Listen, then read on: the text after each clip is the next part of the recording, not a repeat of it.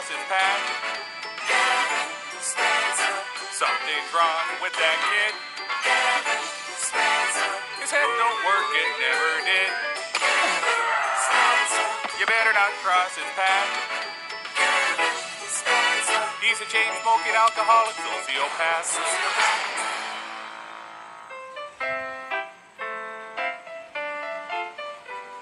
Kevin was on his way to adult prison, and he was scared. Being locked in a cage wasn't what frightened him, since he'd already spent almost half his life in and out of juvenile halls and mental health facilities because of his anger issues and problems dealing with authority. He was scared of the older convicts. They looked pretty mean, and Kevin was intimidated by them. Kevin had heard stories from some of the ex-cons he used to go drinking with when he was 11, that if people weren't afraid of you in jail, then they'd take advantage of you. Just like they did to his old man whenever he was in the joint. Kevin sure didn't like the sounds of that. He figured he'd better make the other inmates afraid of him, right quick. The first thing the lousy screws did to Kevin was to make him and all the other new prisoners take off their clothes and have a group shower. Kevin got as far as taking off his shirt, then he froze with self-conscious fear. He didn't much like the idea of being naked in front of a bunch of other men because of what his father had taught him about people like that.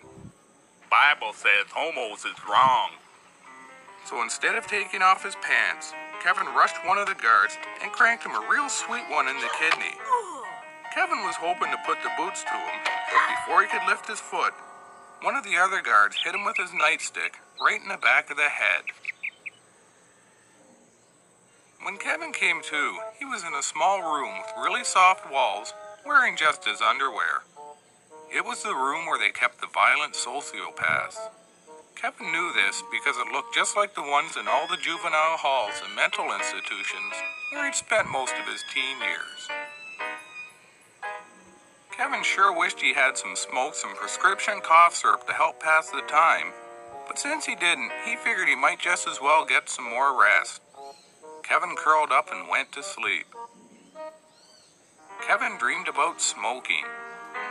Then he dreamed about drinking cough syrup. Then he dreamed about smoking and drinking cough syrup.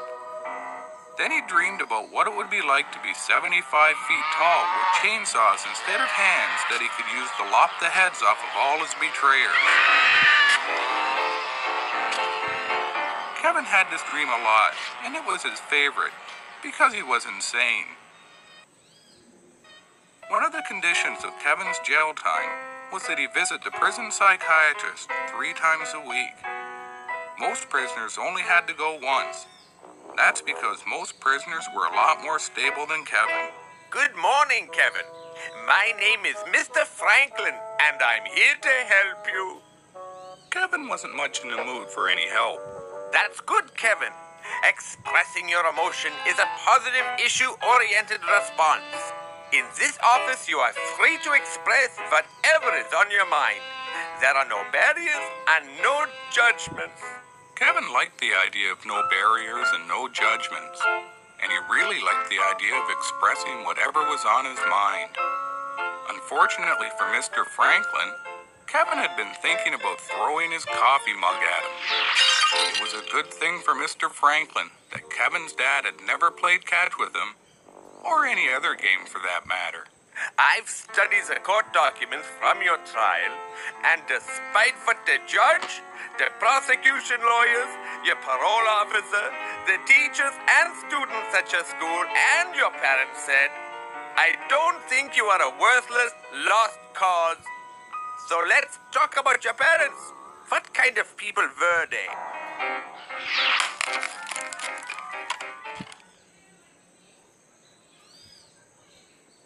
When Kevin's dad, Percy Spencer, was 18, he enlisted in the Army because he'd been arrested for vagrancy so many times that the judge told him if he didn't get a job, he was going to jail for a good long time.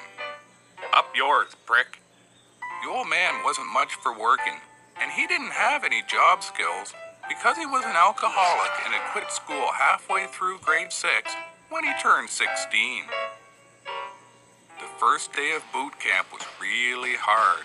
You are all worthless, putrid pieces of scum that have been handed the sorry task of trying to mold into men. Most of you won't last, and the ones that do are gonna hate me anyway.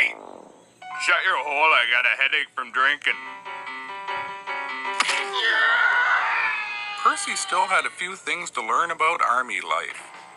After he hit the drill sergeant, they put him in a metal shed out in the middle of the field for 6 hours to try and sweat some sense into him. When the guards opened the door to see if he'd learned his lesson, he kicked one of them right in the crotch and ran towards the fence to escape.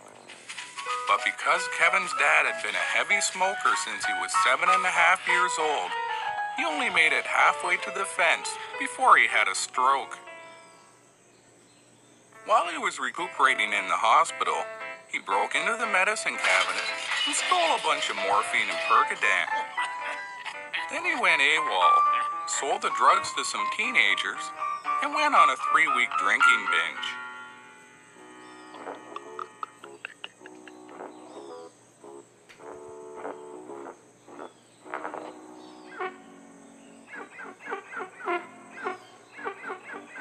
Percy had hoped the binge would last longer, but he ran out of money. So he decided to go back to the army base to get a few good nights' rest and to try and steal some more drugs. I got no money, so F off. The drill sergeant told him he was being dishonorably discharged. Those were pretty big words for Kevin's old man, and he didn't know what they meant. But just in case they were a come-on, Percy punched the drill sergeant square in the larynx, just so people wouldn't think he was fruity. Then he went to the hospital barracks and stole a bunch of codeine and sleeping pills. That ought to learn the army a thing or two, he thought. He's a chain-smoking alcoholic sociopath.